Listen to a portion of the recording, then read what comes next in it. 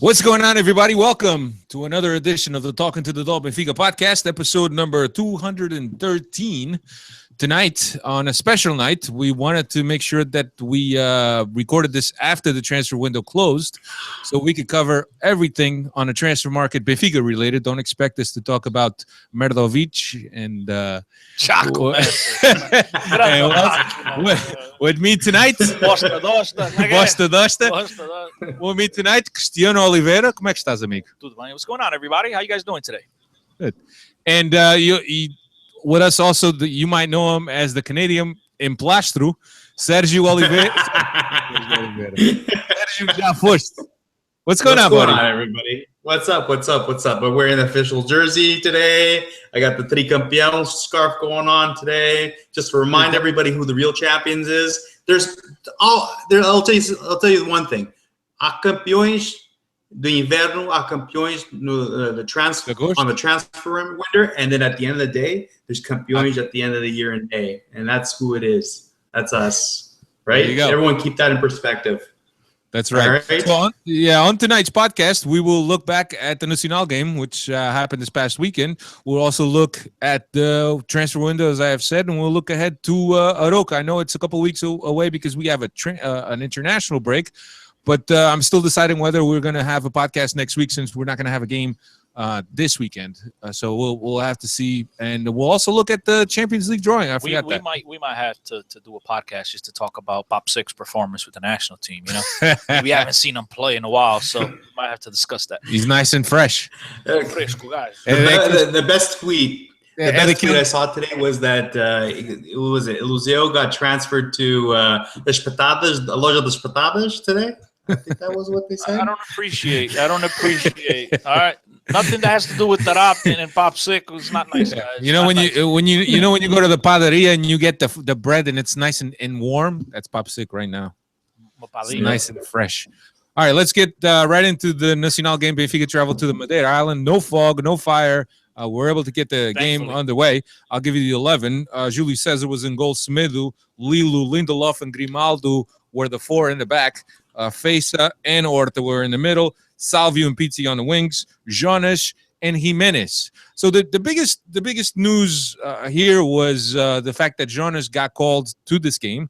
I actually thought it was a little bit of a tactic to put some pressure on Braga because of the whole Rafa deal that was going on. But miraculously, Jonas made a recovery 10 days, Cristiano. A knee surgery or a knee procedure. No, I'm sorry, an ankle procedure. And he recovered 10 days. He starts. The Benfica Nations obviously was worried about Jonas. We talked about Jonas' dependency last week on the podcast, and all of a sudden there's Jonas, albeit perhaps not 100% yet. But Cristiano, what do you think? Foi uma bruxa? Foi a bruxa? Foi o entorta? How did he figure that out so quickly? Maybe he got some of those treatments that Cristiano Ronaldo is very famous for. What is the horse placenta or whatever? Maybe he got treatment, one of those special Colhões de leão, something like that. But nonetheless, very excited to have him back. That's Obviously, right. This guy makes a huge difference. And when he's on the field, man, you just feel that calmness about it. So I was very happy to see him. Surprised, like you are, that he was back so soon.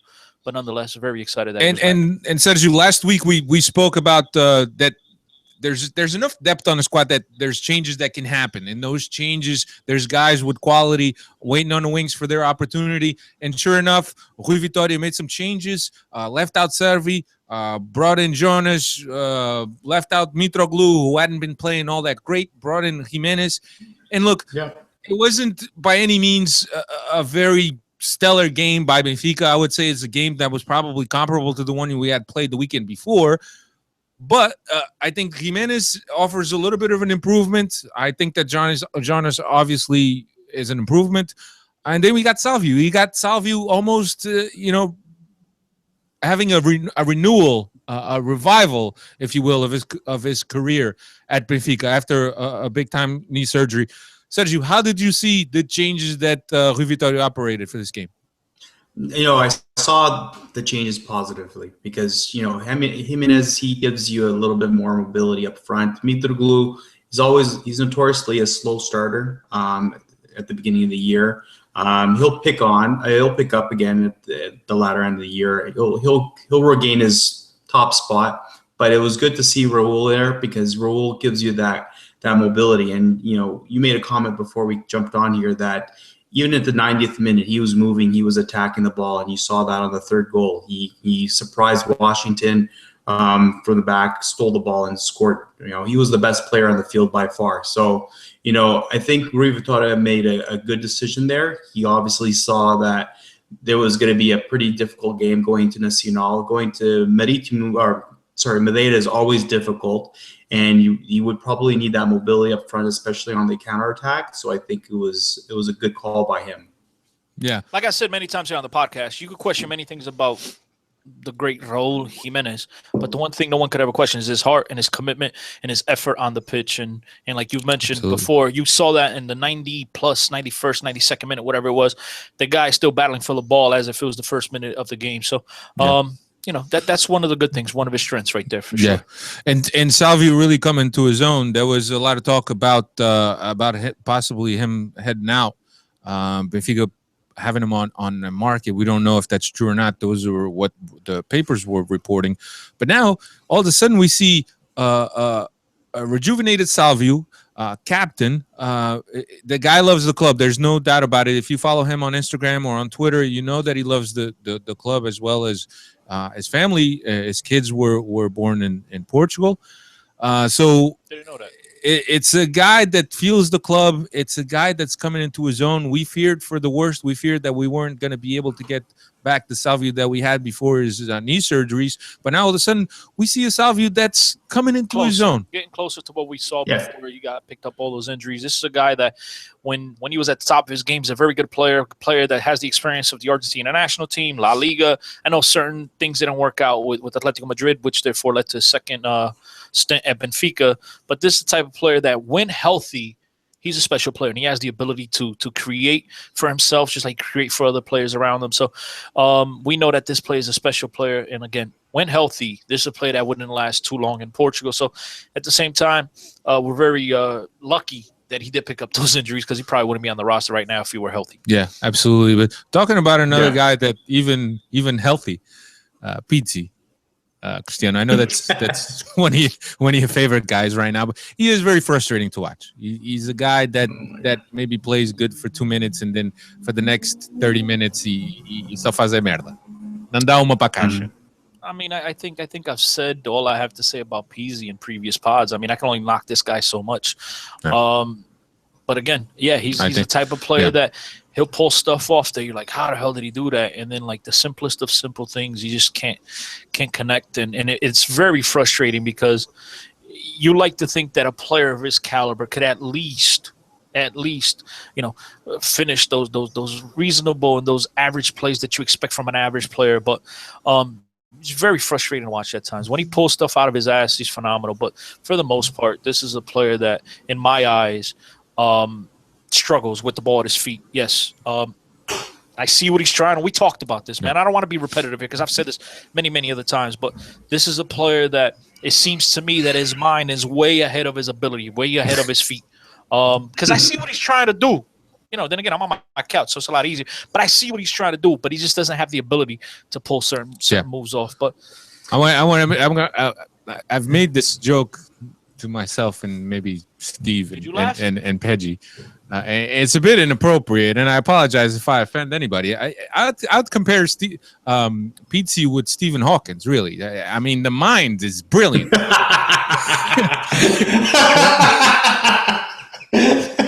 So, I mean, and the thing that I think about Pizzi and that he right now he is for Vitoria is a guy that offers a lot of flexibility because he could play both on wings. He could drift to the middle.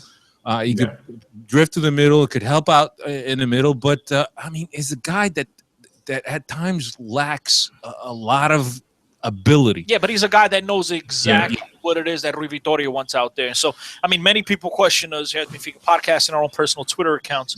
You know, when we saw all the new players coming in, Carrillos, the Zivkovic, and the Servis, and all these new players coming in that all play on the outside, who's going to lose their spot? And a lot of people were guessing that it was going to be Pizzi. And I know Steve and myself, we continuously kept saying, I mean, on paper it makes sense, but he's one of Rui Vitoria's guys. It's going to be very hard. He has to play really bad for Rui Vitoria to pull him, because every coach has their own pets, and he's one of his pets. Yeah, I think so. You got to think that eventually he's going to get pulled. With that much depth on the bench, on the wings, and having now Rafa and a $60 million player, you got to think that the moment that he screws up again, he's going to get pulled. You got to think that. Carrillo's showing signs that he can take over.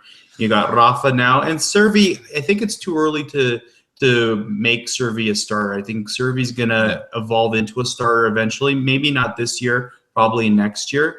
But I think with Rafa, a seasoned player already in the Portuguese league there, and Carrillo, I know it's going to be hard to keep Pizzi on the squad. That's a great shout, because now Rafa really muddles the field. You know, it makes things very confusing for Rafa. I mean, for Pizzi, because if all these guys play up to their abilities, you like to think that Pizzi will be the odd man out. But again, it's going to be very hard for Rui Vitoria to pull him out, because I could even see instances where Rafa and Carrillo they're out on the wings, and Andrea Horta, a player that, yes, has shown flashes, but is not there yet, could be dropped for a Pizzi, a guy that has experience playing in the middle at that number 8 position. Because right now, we know that even though Benfica has a very deep squad, that is still the one position in my eyes that still needs to be addressed. And obviously, the transfer window closed today, so that won't be addressed for another couple months, unless we get very lucky like we did last season with Renato Sanchez, with a kid, or sign some type of free agent. But that's another move that could happen. Pizzi into the middle,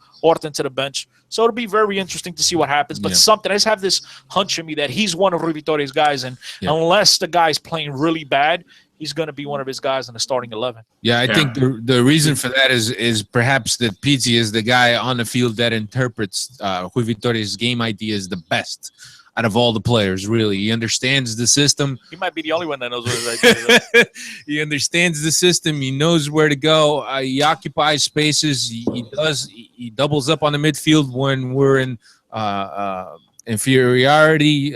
We got numbers, less numbers in the midfield. He's a guy that pops in the midfield and occupies those spaces. So he is a guy, and as we've said, the footballing brain is excellent, but his execution at times lacks very much, to almost a level of a second division.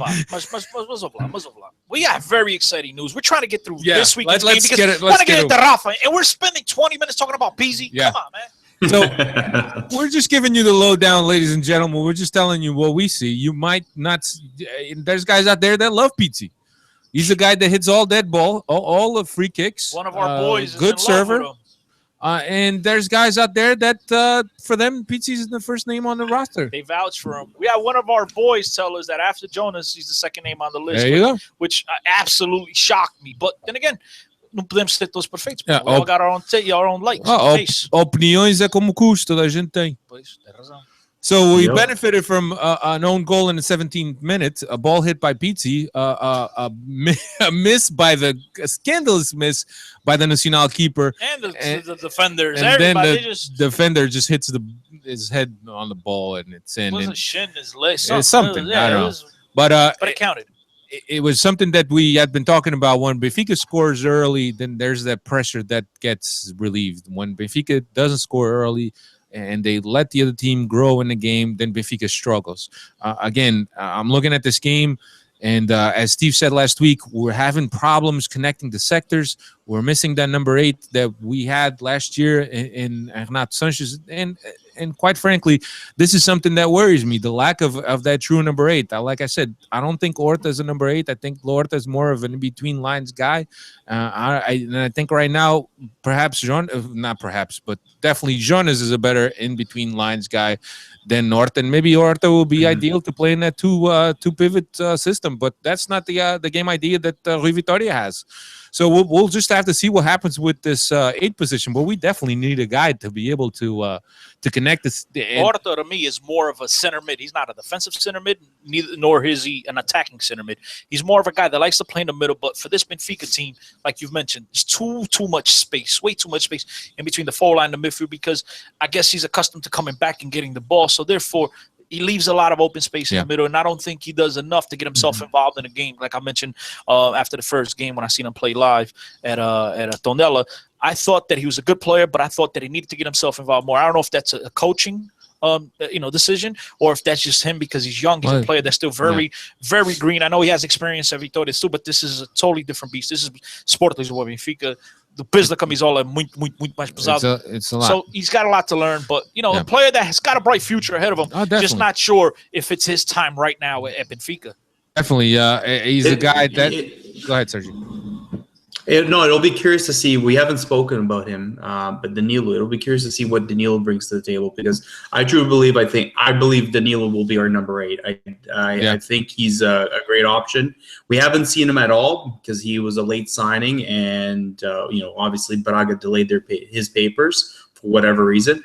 But it'd be interesting to see if Danilo will eventually fill that spot. I know Silas came in the second half and he played well. It's still early to say whether or not he's going to be that person, but I think if you read a lot of what people say on the internet, it sounds like Danilo is a person who they think that is going to take over the number 8 spot. Yeah. I know everyone's high on Horta because he's a hometown boy and all that, but it sounds like they're grooming Danilo to take over for the number 8 spot. Alfredo, he brings up Celis, and he calls him Celis. I know he did. He calls everybody, pronounces them in English. Come on, let's pronounce the names correctly. But I know exactly who he's referring to. Celis. He brought up Celis. It brings up a very interesting question, which is, you saw Rui Vitoria go with Celis over a guy that's been there, a true leader, a guy who many of us believe, when Luizão's not on the pitch, he'd be one of the first guys you go to hand over the captain's armband. That's Samaris. Were you as surprised as I was that he chose to go? I was with very him? Surprised, because we're talking about a guy in Celis that hasn't really got that much playing time. We haven't seen much from him. I was shocked. I was very surprised, especially with Samaris been the first choice for the midfield all this time, and Celis being the second choice off the bench. Yes. Of course. I was surprised that Rui Vitoria went to Celis first. When I think that what both Celis and Samaris offer is very comparable. But this just tells us how far Samaris has dropped down in that midfield pecking order. Really. I mean, if you're looking at this and look, we all know what Samaris is capable of, but right now, I haven't seen something that impressed me for Samaris for a good season and a half. Here's another interesting question. Yeah. You think maybe, just maybe, Rui Vitoria chose to go with Celis over Samaris because he didn't want Samaris getting involved in the game, possibly getting hurt, because maybe, just maybe, they're working out a move for him to get out of Lisbon? Yeah, anything's possible. We don't know. Yeah. I mean, I'm just saying these are all questions that could be had. I mean, I'm just So just something real quick, just so we could wrap up the game. We suffered a tying goal in the 64th minute, and Cristiano, another dead ball situation goal that we allow. Benfica's zone defense got beat, and we suffer a goal and put us in a bad position. And one of the rare times where you see Lindelof get beaten, but you know what? Credit to Figueiredo, Tobias Figueiredo for going up there and getting it. And one thing I don't like, and guys, this is another one of my pet peeves, which, as you know, by listening to Benfica podcast, I have a ton of them. I mean, you could write a whole book on them. And this one just happens to be that, one, I don't like the zonal marking, but I could deal with it. But my thing that I really hate to see is when these teams don't put anybody at the first, whatever, at the post. I think if there was a player at the post, because if I was coach, I'd always have a man on each post defending a set piece or a corner kick. And if there was somebody there, no way in hell would that ball have gone in. So that's just one of my picks. I don't understand why more teams don't do it, but I guess this zonal thing is the new thing to do. Yeah, the zonal is, if you're not in sync and if you don't attack the ball, regardless of whether you're well positioned or not, if you don't attack the ball, you're going to get beat. Yeah, but you're right, 100%. But at the same time, I thought Figueiredo went up there, and I mean, my man climbed up in the and it was still, either way, the guy climbed. You went up to the second floor. I mean, it was a tremendous job by him to get up there, guys. I mean, let's really though, at the end of the day, it was the only chance they had. It really was. Like Lisandro Lopez was awesome. He was on fire on Saturday. He had a really great game. Apart from that one chance, all their shots came out from outside the box. They really didn't pressure as much as I thought they were going to, and we caught them at the end with the Carrillo goal and the Jimenez goal. So, I mean, Carrillo. Carrillo, pa. Carrillo. Can't do the tongue twister. So anyway, so right after the goal, there's a double substitution. Celis comes in and Carrillo comes in. And here's the thing, I'm excited to see Carrillo get some time. But you know how you always talked about Carcela, how Carcela was like nonchalant, he had nice feet, and I'm getting the same feeling from Carrillo. He's a very nonchalant guy, not very aggressive, not very intensive, good feet. There was a couple times the defenders just got past him. He just stuck out his foot. I mean, o gajo está frágil, man. O gajo está frágil. Saiu agora lá do como é que chama lá de cima do como é que chama? Sei lá. O móvel. O meu português está chato. Serra da Estrela. All right, but this is a player that just comes back off a year on the sidelines. I mean, maybe a man just try to test the waters. I mean, I have to see a little bit more from him, guys, before I really could comment on that. But if that is indeed the case, Alfredo, I'll be quick to point it out. So yeah. I'll definitely keep an eye on that in future games. Yeah, he just seemed, I don't know. How did he? I mean, he does score the go-ahead goal. Got me worried for a second, bro. Because that should have been like a one-time, like tap into the corner. My man made it harder. Made it harder than it should have been. What's your take on Carrillo, Sergio? I think you know what I think you hit it on the head. He's a great player, skill-wise. Intensity, I don't know. He comes in and out of the game. It's interesting. He reminds me a lot of Gaetan, because Gaetan used to be like that. He had awesome feet, but then there'll be games or there'll be times during the game that he would just disappear, and all of a sudden there's a burst of speed and the guy's on the ball and he's gonna do something amazing and fantastic. He kind of reminds me of them, but it's too early to say whether or not this guy is gonna be like a Carcela or a Gaetan. I'm hoping he's obviously gonna become a Gaetan, like an X factor, but it's too early to say. Yeah, I mean, he was last season at the beginning of the season. He was tearing it up for Sparta. Yeah, it's still early. That's why I'm giving him a pass, right? It's still early. Yeah, we'll see. Well, if anything, he's got a lot of competition, and he's got to get to it. He's got to get to it because he's got a lot of competition. I'm really intrigued by what's going to happen now with the inclusion of Rafa. Very intrigued to see what's going to happen. I mean, I still think my boy Zivkovic, when healthy, will be a beast. I think this is a kid that will warrant playing time at some point here. So it's going to be very interesting to see. Unfortunately, we're stacked on the outside, but the one gaping hole that we had last year before our Renato Sanchez, came out of nowhere, and now we have the same exact problem once Renato left. Same exact problem. We still lack that player. Maybe then he lose that guy, but I'd be lying to you fellas if I were to tell you I've seen this guy play. Maybe I have. I just don't recall. So, I mean, maybe he'll be our answer. But right now, yeah, and Carrillo can't play that position. Yeah, I think that out of all the guys that we have on the squad to play that 8, maybe Danilo is probably the most natural. Nunca you guys got it. And by the way, check, if you're listening to us, the 658,000 of you guys, appreciate you. Shout out to all you guys. Make sure hit us up with hashtag Benfica Podcast. That's right. We'll answer your questions. We'll try to answer. All right. So 3 points for Benfica. Very important 3 points, especially in the Madeira, and especially on a weekend where Porto and Sporting played each other. It's all good. Was that a soccer game or a handball game? I don't know what it was. Era handball, Olympic gold medal game. Handball. Era só porcos lá dentro daquele estádio, daquela banheira, caralho. Tu és mesmo mau, meu. Anyway, let's turn our attention to the Champions League drawing, which happened this past, was it Thursday or Friday? Thursday, 12 p.m. local time. That, saw Benfica being drawn into Group B with Napoli from Italy, obviously, Besiktas from Turkey, and Quaresma and Talisca.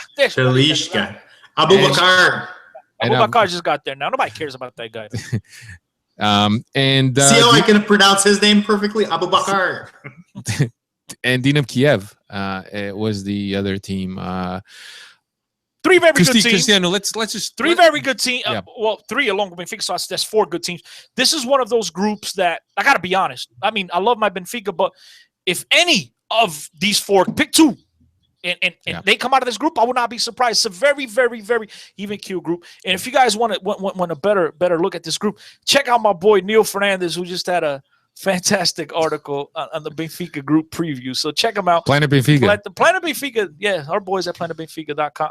Yeah. I can't believe you're giving a shout to Neil, man. That's my cousin. But shout out to Neil. Fantastic By marriage? work, Neil. Talvez. But yeah, I mean 4 very good even teams. And I mean, messing me up with this whole Neil talk. 4 even. Yeah, Sergio, what's your take, man? I mean, obviously, it could have been much worse. It could have been Sporting's group, but again, we weren't in pot 4 or pot 3, wherever the freak they were. They were pot 3. So I mean, but then again, it could have been Port's group too. Yeah, Porto. I mean, yeah, exactly. That's how you know. That's how you know. That's how you know Porto's back. 3 red cards in 2 playoff games, and now when he's Pinta Costa, my man, he's just the guy. The guy's a machine. Man. My man's back. He's got money. He stopped buying Viagra, and he's pocketing all the money, spending it well worth it right now. Good job, Pinto. Yeah, Sergio, what's your already? Yeah, what's your take? What's your take on this group for Benfica? Honestly, I'd be lying to say that I wouldn't. I'd be lying to say that I didn't expect us to move on. I expect us to move on with Napoli. I truly feel that, it'll be between us for first place. And I think the weakest team out of the group is probably Dynamo Kiev, just because Dynamo and the Ukrainian league has kind of digressed over the last 24 to 48 months just because of what's happening in that country. The league has digressed, but not the team. Well, I don't know, because it seems like, okay, so personally, I think they lucked out last year against Porto. I think that was Porto's doing. They shot themselves in the foot. They should have finished them off in Porto, and how they lost that game, I'll never know. It reminded me of how we lost the game against, actually we didn't lose. I think we tied that game against Olympiacos 2 years ago when we should have won. It reminded me of that game. What you mean when Roberto honestly, had the game of his life? Yeah. Roberto, exactly. The nation went nuts. Yeah. I think we lost. Yes, exactly. Losing, I think. And honestly, and with Turkish teams, the trip to Turkey is always difficult, but I think we'll definitely win. We beat Galatasaray at the Luge. We beat Fenerbahce at the Luge. I think we'll beat Besiktas at the Luge as well. I think we're a much stronger, well-balanced team. But Besiktas is just picking up pieces left, right, and center. I don't think they're going to challenge us for first place. Honestly, it's going to be between Napoli and us. And Napoli lost Gonzalo, right? So I think that's a big piece that they didn't end up covering. Yeah, but they brought in Maliki. They brought in Maliki and some other dude today. Very, very good. I can't tell these guys. I can't pronounce these guys' names. And Josefini. I don't want to sound like Sergio. But yeah, I listen. This is a team that they're gonna play with passion, and and their stadium is absolutely one of those spots that you have to watch a game at. Very loud. São Paulo. Yeah, very, very, very good place to watch a soccer game. Again, on paper, absolutely Benfica, Napoli, the 2 favorites to come out. Just pointing out that the other 2 teams are not no pushovers. So, very good teams in my opinion. So all 4 teams here have a chance to get out of this group. This is my honest opinion, because I'm hoping it's Benfica. I hope Benfica slaps them all around, but it's going to be hard. I'm going to pull a Neil. I'm going to pull a Neil. Shout out to Neil. If we don't smash these teams, I'll be very disappointed. We should be going into 16 in the round of 16 easily. You might have been watching a different Benfica game here over the last month and a half than I have, because I don't expect Benfica to smash anybody. Yeah. I'll give you the fixtures and where they fall within the Portuguese league. We will play Besiktas on the 13th of September, a game where Mr. Steve Santos just acquired a ticket for. If you want to hang out with Steve Santos and get some pictures and selfies and autographs. Steve had to acquire. I mean, come on, guys. You should have come out there with the limo, give him the red carpet Steve's treatment. Legit, man. Exactly, but they should have taken care of him. That's what I'm saying. Should have took care of Steve. So the Besiktas game comes on the 13th. We play Besiktas after we face Roca and right before we face Braga at home. Then we will travel to Italy on the 28th of September after we play Chaves before we play Ferreirense. On the 19th of October, we will go to Kiev, which is not too bad in October. Weather shouldn't be too bad in Kiev. After the Ferreirense game, before Belenenses. And the 1st of November, Kiev will be in Portugal. They'll be enjoying their summer in Portugal. And that game is after we play Paços Ferreira and before we travel to Porto to play Porto. On the 23rd of November, we will be in Turkey after the Porto game and before Moreirense. And then the final match day on the 6th of December, Napoli will come to Stade de Luz after we play Maritime before we play Sporting at home. So not too bad as far as the traveling. We do finish at home, so if it does come down to the last game to see who's gonna lock up that first place or that second place, it'll be down to Napoli and Benfica, which Cristiano has already said the two favorite teams to go on to the next stage. So we will see how that turns out. Hopefully, Benfica will have a campaign in Europe much like the one they had last year, and they'll go far. You know, we don't want the same shit that happened with JJ, where you would just give up in Europe. So we'll just have to see. So just like what he's going to do this year, right? Well, I don't know. It might not be by choice this year. Yeah. So anyway, if you guys, like we've said, if you guys want to interact with us, hashtag Benfica Podcast, and we'll try to get to some answers. Right now, we are going to go to my man Nelson for the halftime headlines. Ready? Voila. And now, the halftime headlines. And this week we kick off with a look at Nelson Oliveira. Touted once as Benfica's next number 9, he's been loaned out quite a few times to clubs in England, Spain, Portugal, and France. All of these have seemingly come to an end as he's made a permanent move to Norwich on a 4-year deal. After netting 9 goals in 28 appearances for Nottingham Forest last season, he looks to make a splash with the Canaries for the long term. Nas modalidades, Benfica defeated ABC in the Supertaça handball finals with a score of 25-24, thus bringing home another title to the Luz's trophy case. João Nunes from Benfica's B team signed with Lechia Gdańsk in Poland for 3 years. The talented defender has represented Portugal at an international level from the U16s to the U20s. He joins fellow countrymen Marco and Flavio Paixão at the Polish club. And finally, 11 of Benfica's players are on international duty. Eliseu, André Horta, Gonçalo Guedes, Fejsa, Zikovic, Samaris, Mitroglou, Raul Jimenez, Lindelof, Celis, and Grimaldo. And that's all for this week.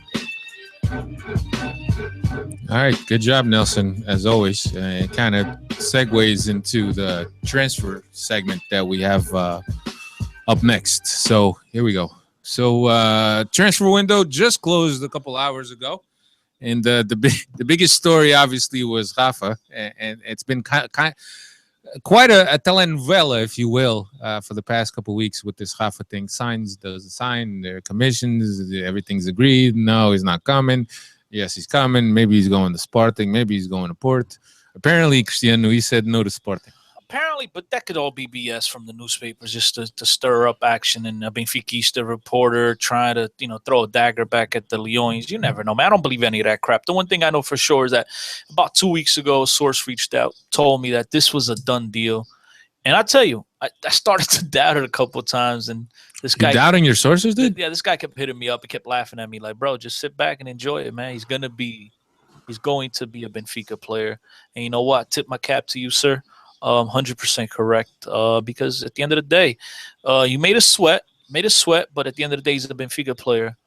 So very excited and thrilled to have this guy at Benfica. I think to me, he's one of the better players in the Portuguese league. And then, not trying to be racist or anything, but due to the fact that he's Portuguese, I think it adds a little bit more, adds a little incentive to the icing on the cake. So very excited to see what happens with him.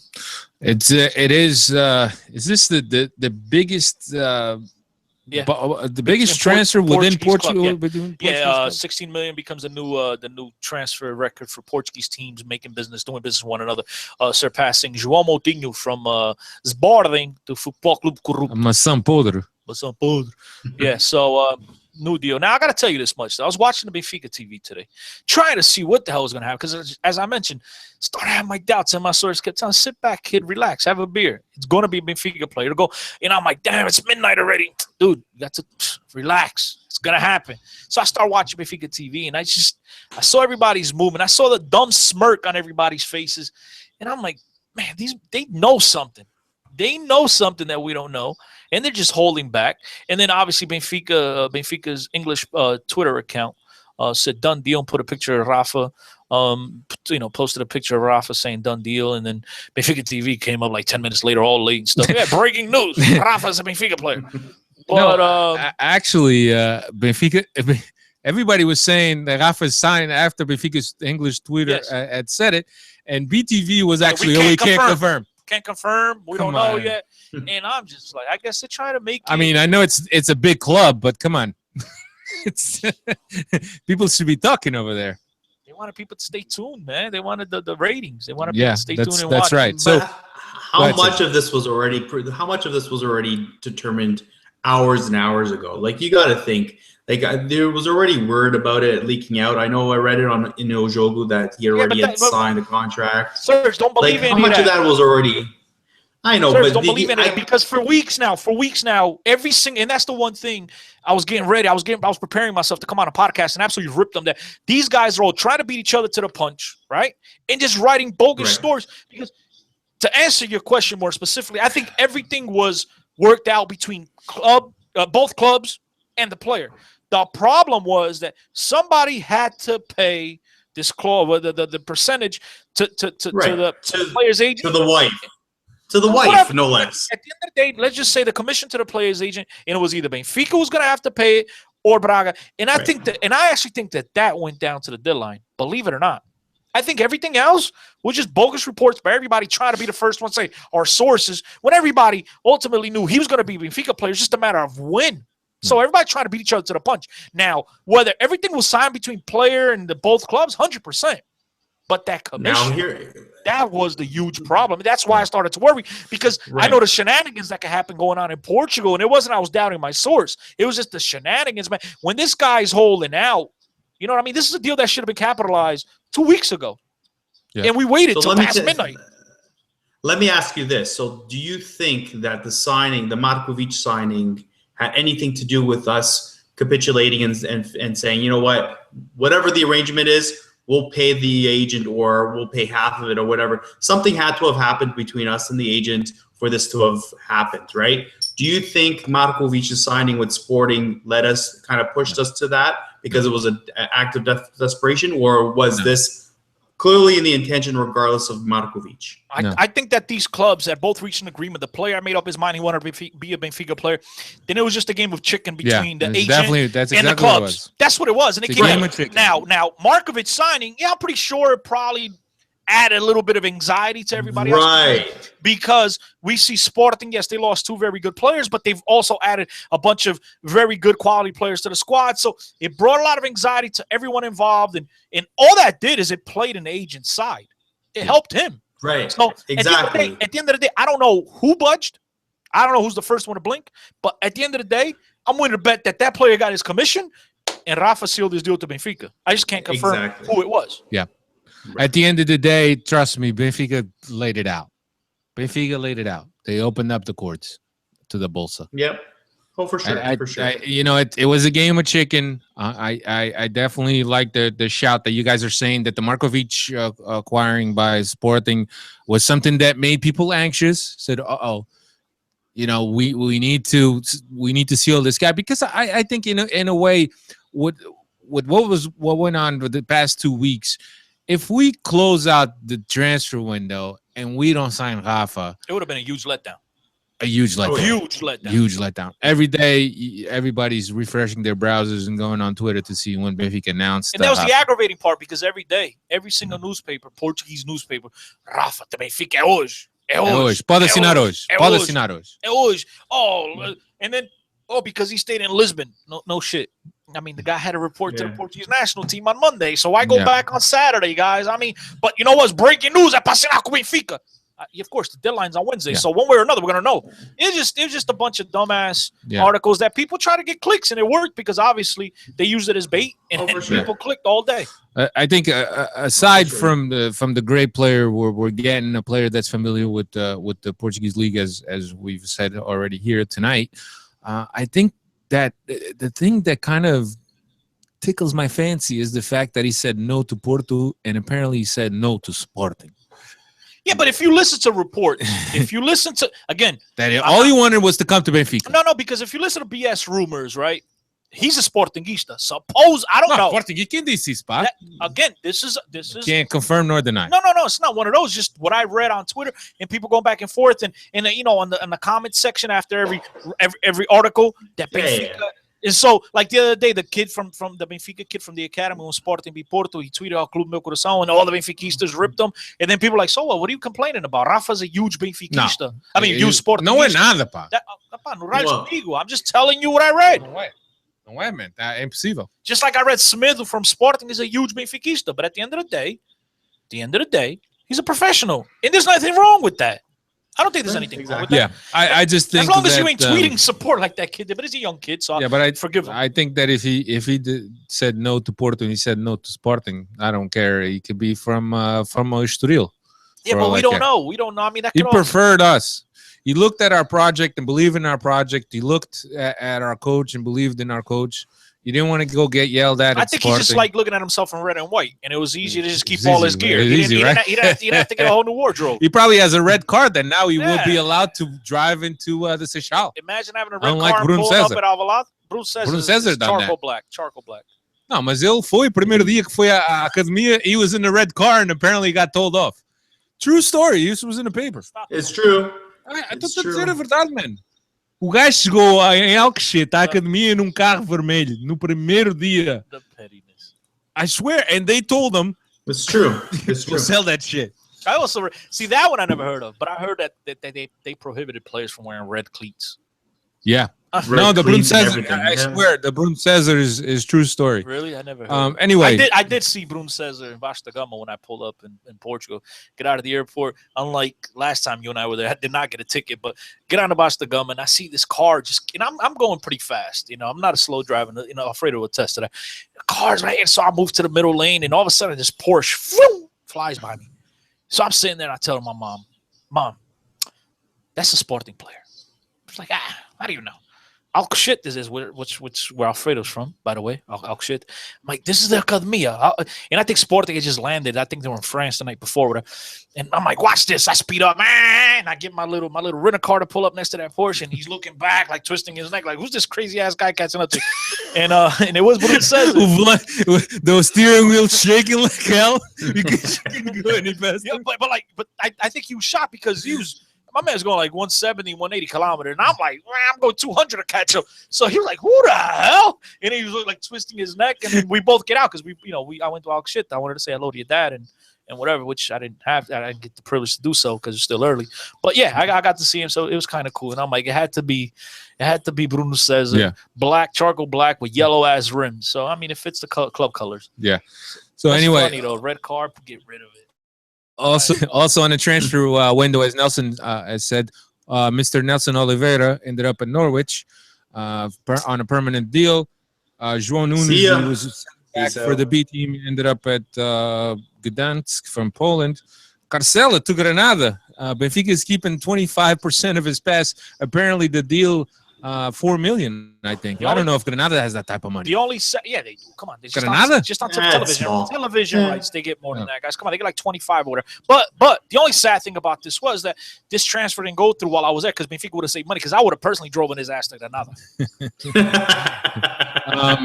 Also on the Rafa deal, Benitez goes to Braga on loan, and Rui Font signs with Braga on a permanent deal. Not permanent. Yeah, he had been there last season, so he returns to Braga. Tarap didn't go anywhere. There was interest from Palermo and apparently from Marseille, but hasn't gone anywhere. No interest from Marseille. The Marseille stuff was a fake Twitter account. The Palermo was real, and I'm shocked he said no. So yeah, I mean, but here's the thing, Chris. If he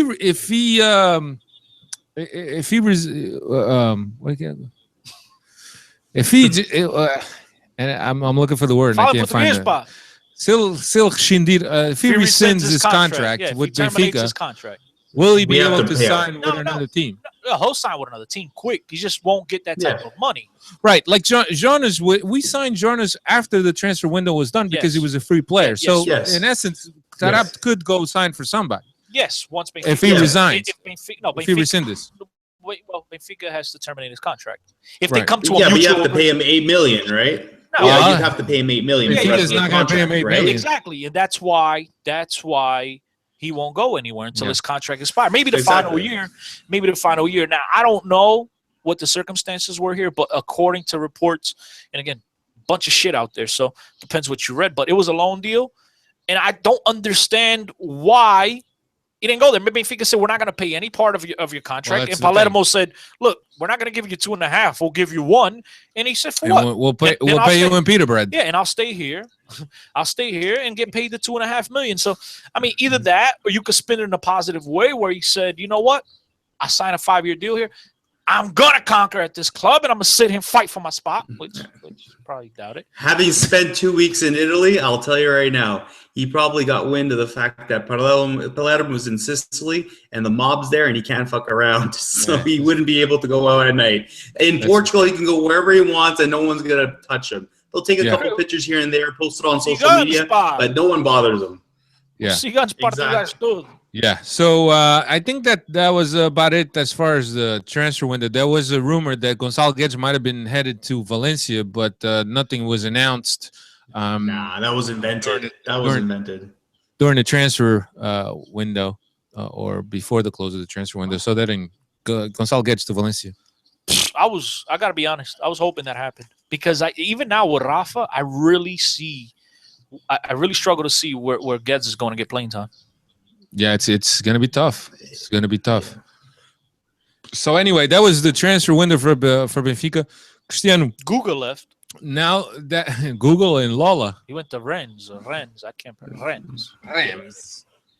That's the thing that when you get on a boat, that's what you Rems. I thought Rennes was like some type of embroid cream or something. Rennes. No, that's Pastillas Reni. Oh, Reni. I was close. Rennes, Reni. See, I was closer than Remus. So anyway, that was our transfer window. Cristiano, but now that the transfer window is closed, what's your overall grading of this team as a squad? Very excited because for once we didn't lose half our squad. So that's a plus. Do like some of the players brought in.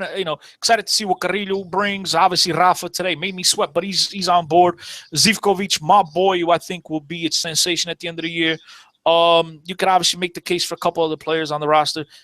Biggest thing, we kept Lindelof. We got to keep Jonas once again because we heard rumors during all off season that these guys will leave. And you know what? Luizão. And hats off, Luizão. I'm happy he's staying because he's a leader, but. I mean, to me, in my mind, he's not a starter. He's not even your third choice. He's not even your first choice off the bench. But nonetheless, happy to see Capitão stick around because it's a guy who absolutely deserves the credit and respect from the club along with the fans. Everything he's done for the club. So he's earned that. So I don't mind if he's on the team at all. Yeah, part of that pissed me off. That pissed me off. That really did. That whole situation with Luizão, because the guy has given you 14 years, and all of a sudden, everybody on Twitter and everyone, and you know what? You can't really pay attention to people on Twitter sometimes. You got to kind of blank them out, but have some respect for the guy. The guy's been there 14 years. I think, you know what? Give him the benefit of the doubt. If he wants to stay, let him stay. Let him decide whether or not he wants to sit on the bench and be a leader on the bench, or if he wants to go play. Maybe he wants to stay at Benfica. You got to respect the guy's decision. And I hate the fact that people were on him saying, why is he staying here? Why is he staying here? Yeah. Cristiano's just looking at something, which was the list of players that Mike were. D. Mike D. Acosta. He You sent just me sent a list of players that were signed with the league, That were registered with the with the league. league. And Tarapta is one of them. Tarap. Guys, yo.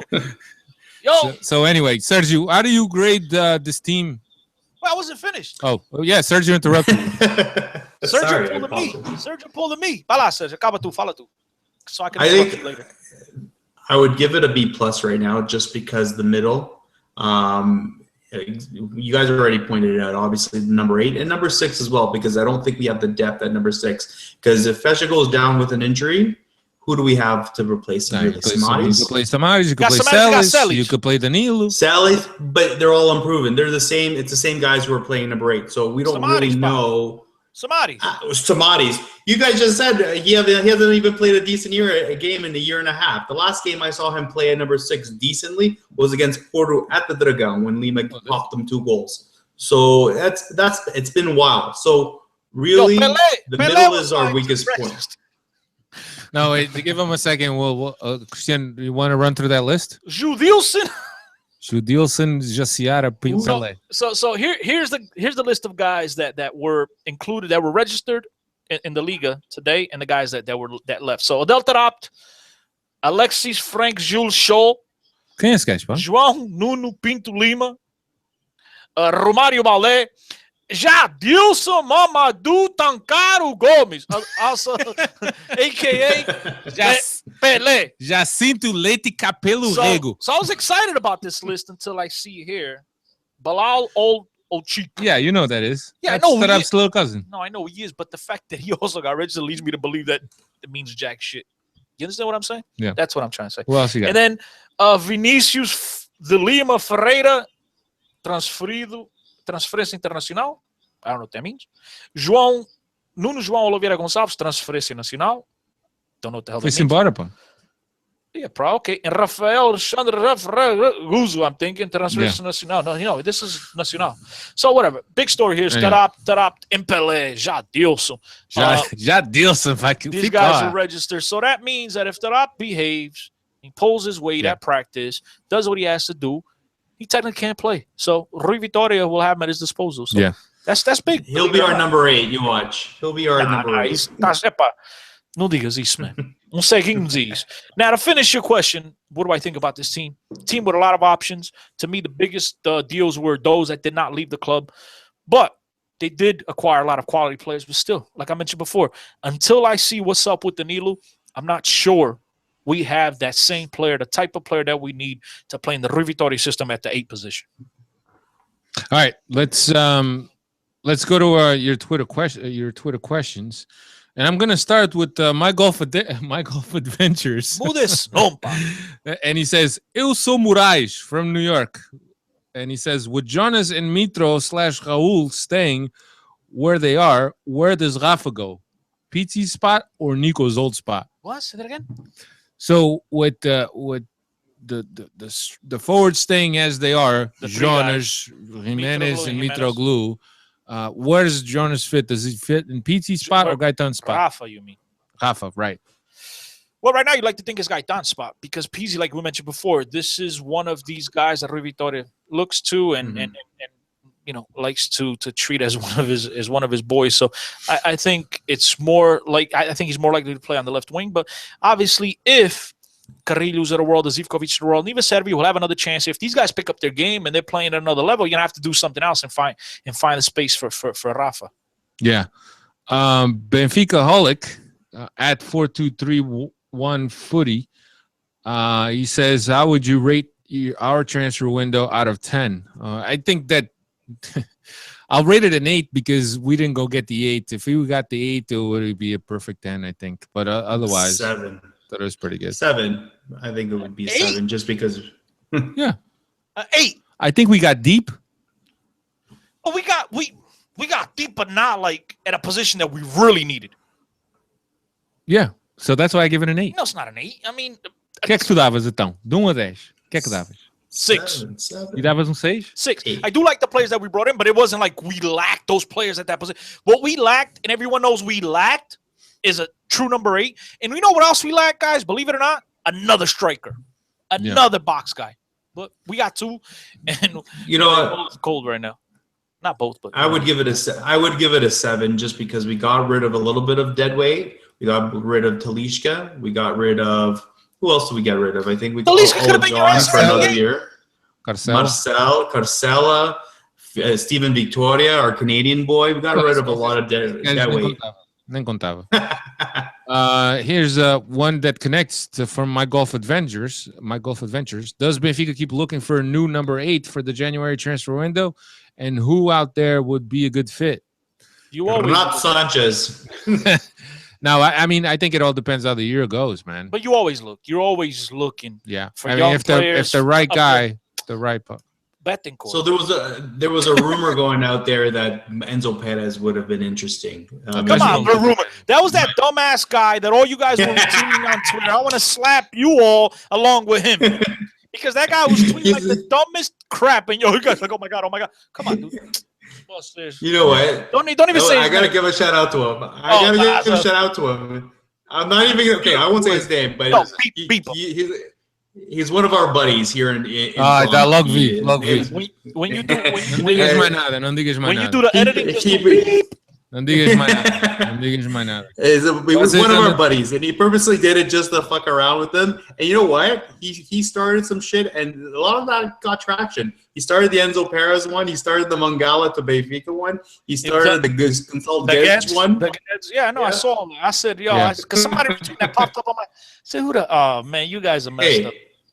And you know when people like Noticias or 00.pt want to tweet him or want to quote him, go right ahead. It just proves our point that the media are a bunch of saps. They're the same ones that stole. Zero picked up his. They're the same ones that stole my pictures, dude. Don't pay him no attention. Yeah, and here's a good one from Jeff Viveiros. Claro que o Sporting quer o Markovic. Ele sempre marcou grandes gols no Alvalade. True that, man. True that. That's a good one. That's a good one. Mateus Medeiros. Can anyone recall Benfica's last big deadline signing? I think that Aymar was a pretty good sign. I don't know if he was right on top of the deadline day or right on top of the end. Quem era? O Emerson. O Emerson. Yeah, okay. One guy that you guys don't think about, because he wasn't really the intended signing because we got him in the deal was David Luiz. Was Matic in the David Luiz deal. Because David Luiz went out in the January transfer and we got Matic with him. Mm-hmm. So technically, he was one of our best transfer deadline signings, right? When Matic came in, he was a guy that played attacking mid. I don't know how he played attacking mid. And credit to Jesus, who saw that, buddy, you're not an attacking player. Yeah. You need to track back more and play more defensive. And, credit to Jesus for doing that. But I know what Mateus is referring to. He's referring to something right in the last day that it's going to wow everyone. I think that's what he's referring to. I don't know. I mean, I'd have to look at the list. I can't recall, though. Who do we get? Meg. What does Rafa bring to the team, and what should we expect? A cool beard. Very, very quick. A guy with experience, a guy that knows the teams. It's not the same thing as picking up a guy from South America from somewhere in Europe. He knows the teams. He knows the players that he's going against. He's a guy that's very quick, good feet, good footballing brain. He could be an impact. No adaptation time. He can make a huge impact. You had also a question about the transfer market. My boy Mike D, what do you think Tarap's mile time is right now? Tarap's what? Mile time. Mile time? Yeah, how long do you think it takes him to run a mile? For this.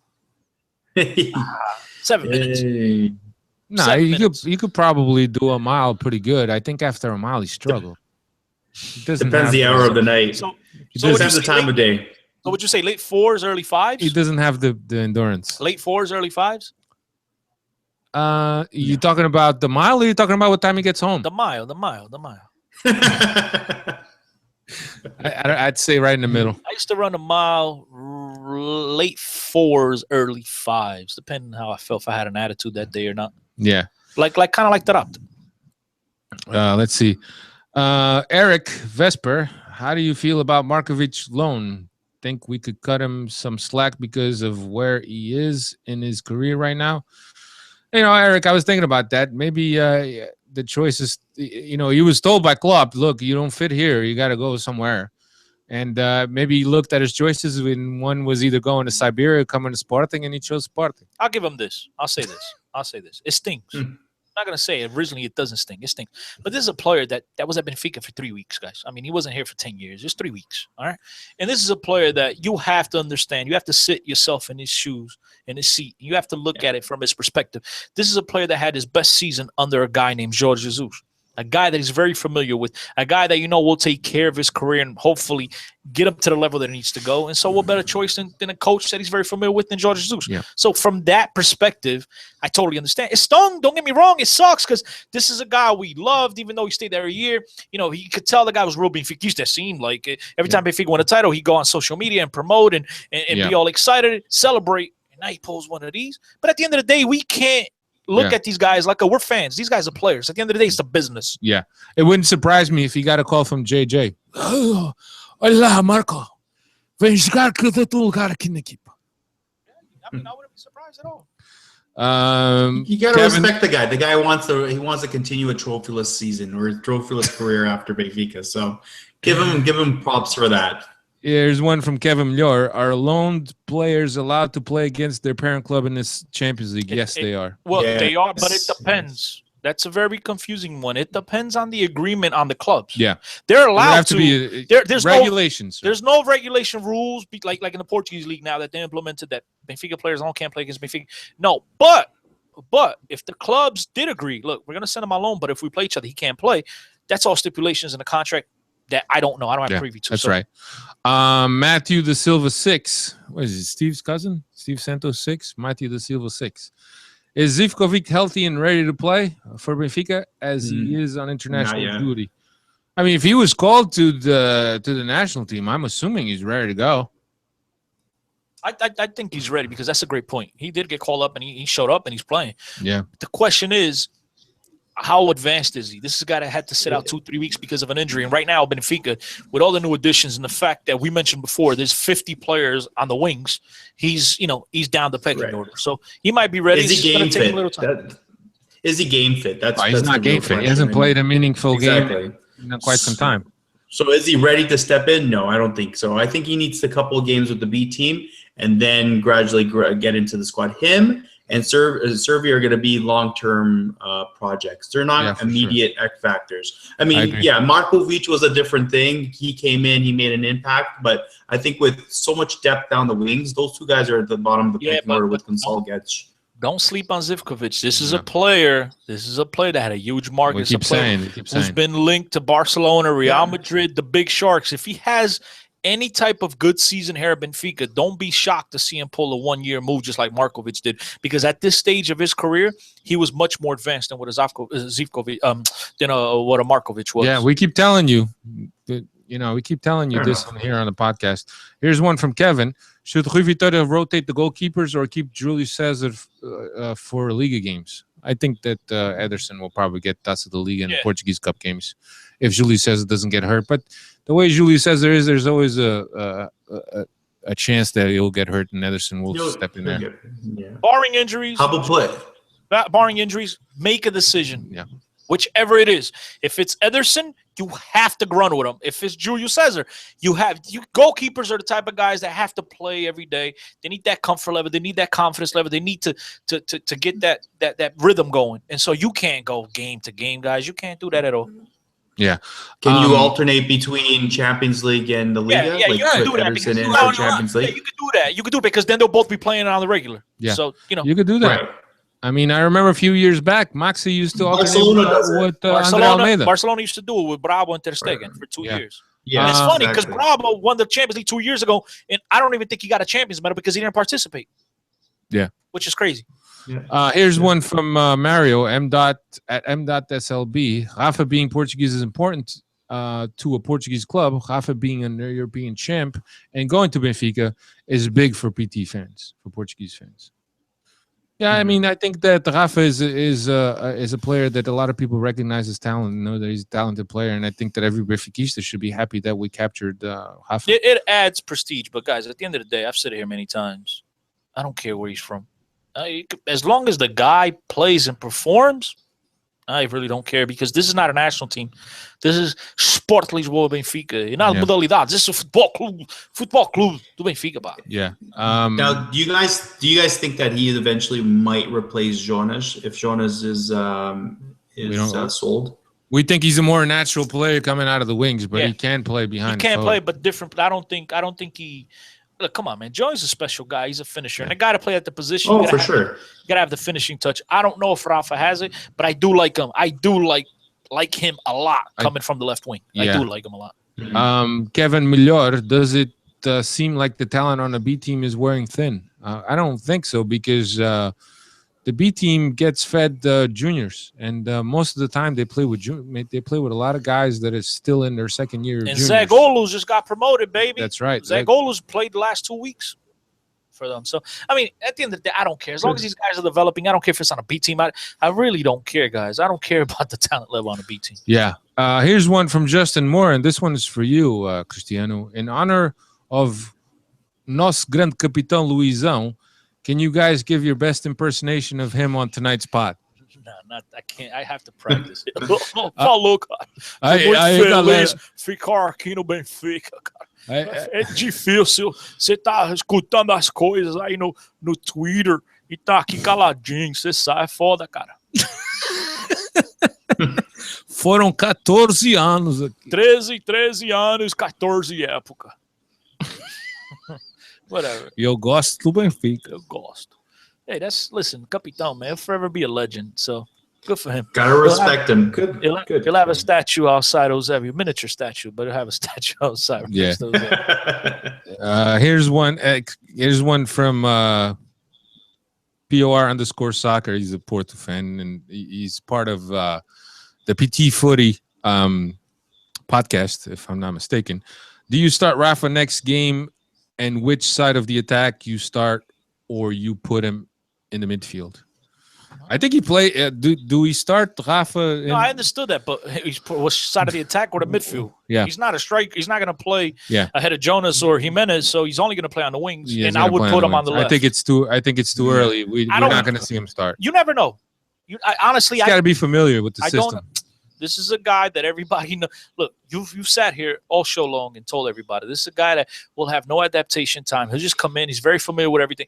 I won't be surprised. Now, will it be fair to the rest of the guys that have been there busting their ass for the last month and a half? Not necessarily. But if he shows up in training and the guy's lights out, I mean, I won't be surprised. He will be your biggest transfer ever in the Portuguese league, second after Jimenez. So, they have big hopes for him. But if he starts, it will be on the left side, I believe. Yeah. Here's one from Kevin. If our wingers do well in the upcoming months, do you expect some departments in January? I think if there's a market and some of the guys are not playing, sure, why not? Salvio Gedge. Listen, guys, AC Milan, Benfica is Benfica, forever be Benfica, but I have a segundo. My second love is AC Milan, the Rossoneri, and they just got bought out by new Chinese investment, yada, yada, yada, yada, yada, yada. And so now the word is, could all be BS, but the word is that these guys will invest a boatload of money in January. And we've seen years past when Salvi was at his form, was at top of his game, where he's been linked with AC Milan. So I think if he tears it up between now and January, and I don't mean tears up his knees, I'm talking about on the field. If he's spectacular, the old Salvi we're accustomed to seeing, I think he'll have a huge market. I think teams will definitely look to strengthen for the second half of the season, and he'll be one of the prime candidates. Again, it all has to do with if he performs at the level that we're accustomed to seeing him. Yeah. Here's one from Caffey Floyd at the Floydian 217. Do you think that Rafa can be a good option for the midfield? If so, can you explain how, since he isn't very physical? Rafa's the one quality that he has good touch, and he's very quick. He's also very intelligent, occupies the space as well. We don't necessarily see him as a box-to-box. We don't think he is, but he could play as a second forward behind the striker, a guy that acts in between lines, that appears on the wings to get balls, a guy that drops into the midfield to combine with other guys. That's where we see him. He's not he could take a guy one-on-one, but I think that on a 50-50 ball, he's not going to win too many of those challenges. But he is a guy with very, very good. He's a skillful version of Pizzi, basically. Yeah. Is that what you're saying? He's very Faster. quick with his feet, and he has explosive first step and explosive first touch that he sets himself up for his speed. That's where we see him. That's where his characteristics fall. Let's see. Should Benfica get Fabregas in January for the 8th spot? If possible? My God, Neil, is that Neil? No, that's Kevin. Kevin, I love you, bro. Listen, go feed your daughter and give her a big kiss and put her to sleep and leave these questions alone, bro.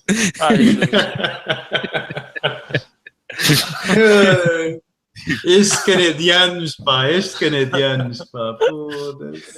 How many players that are ready to play for the first team will be sent to the B team to save them from relegation? You can see Gads. You can see guys Yeah, you can like see that. Gads. Kaleka, Gads. Yeah, for sure. Eliseu. Luka. I don't know about Luka Jovic. Eliseu is going to need burn because he's not going to have any time playing. Luis Grimaldo's been playing. I mean, the kid's been very good, and so it's going to be very hard for Popsicle to get some playing time. Yeah, let's see what else we got here. I think those were all the questions with the Benfica podcast hashtag. I'm going through some of the mentions that I see on here, and I don't see anything. Oh, else. we have a good friend here, Emma, right? The one and only Runions, right? Gaitan's biggest fan, by the way. Yeah. She just obviously listened to the podcast and she heard what I had to say about Chinese investment. AC Milan. She goes, in terms of Milan and Chinese investment, don't be so sure, which is exactly what I said. It could all be rumors. So, we don't know what happens, but we know for sure that they have purchased AC Milan from Berlusconi and whatever. So it'll be very interesting to see what happens with that club. But according to the word is that they will invest a lot of money come January because they want to make sure that they finish top 4. Because they want to get in top, one of them Champions League spots, even though in 2 years, don't matter, what happens with those BS Champions League, which I don't even want to talk about that. I'm going to get frustrated. Yeah. Because of the conferences, which is stupid, but that's just, you still need to finish top 4, though. You guys are funny here with your tweets before we came on. This is what Mario said, that you need to look fresh. Make sure he's looking fresh. He sent that gift. I love Mario, but Mario, man, you need to take off your pom-pom sometimes. All right, guys, Dali. Be easy. Mario's the only guy that I have not seen on Twitter ever have one bad thing to say about Benfica. Love you, Mario. I've seen him a little bit heated about Benfica. Have you? I must have been. I've seen him a little bit heated, but he's very Mario is very loyal to the club. He's a positive thinker, and we need a lot more of those guys. Let me tell you. There's not a lot of those guys. The first time, the first time we lose, and I don't wish us to lose, obviously, but when we lose, everyone's always quick to criticize, and the guy is positive about it, right?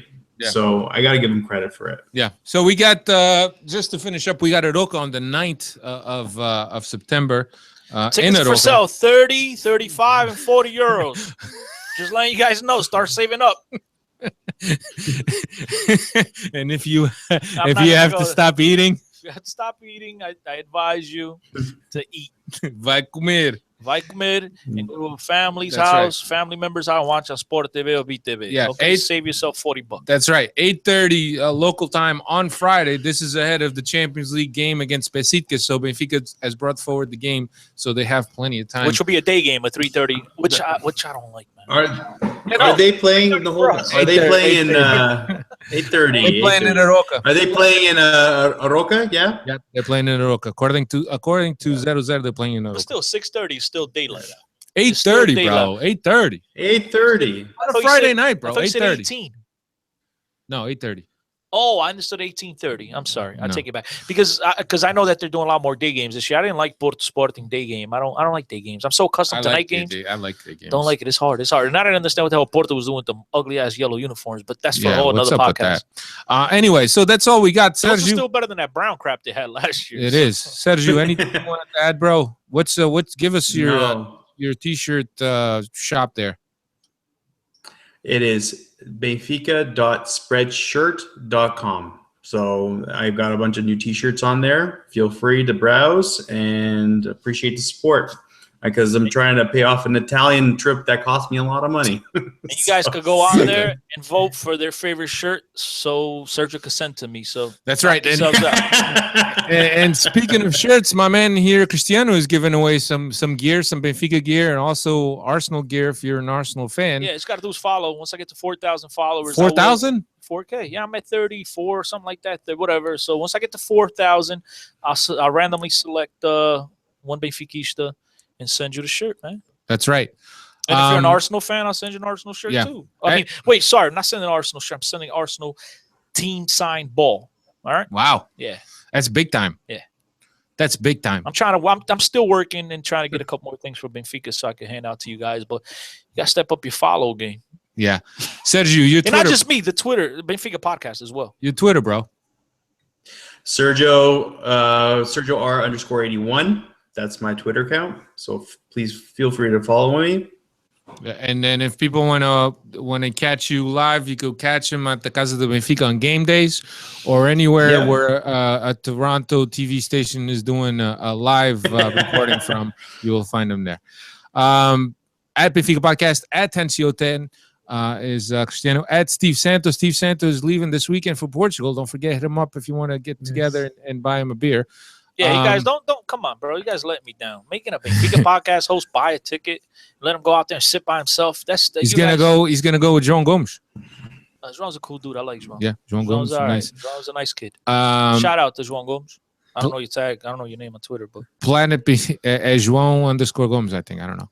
planetbenfica.co.uk, where you can find Neil's piece, as Cristiano's mentioned, on the Champions League, a preview on the Champions League in Neil's eyes, of course. And that's it. Next week, I'm still deciding. Probably no podcast next week since Benfica is not playing. Benfica will play a Roca, and then they'll play the Champions League. So we'll be back 2 weeks from now, probably. That depends. Temos que ir de férias, pá. Temos que ir bocadinho de descanso. All right. Thank you very much, everybody, for checking us out. Sergio, always a pleasure having you, man. Yep, thank you. And shout out to my mom who was at the Stade de Luz today. Hopefully she bought me something. So I'm crossing my fingers. It was legit shirts, not like the ones Cristiano. The red one to match my black one. That's right. Shout out to Sergio's mom. Who sends shout outs to their moms? This has got to be a first year in the podcast. This guy does. I mean, he jumps in front of every camera. I love my mom. I love you, mom. I love you, mom. Thank you very much for checking us out. Big shout out to everybody who watches this live and is going to listen to this on iTunes. Don't forget to subscribe, like us on iTunes, and rate us, and subscribe to the YouTube channel. Thank you very much, everybody. Arrivederci. Carrega Benfica. Nível 35, caralho.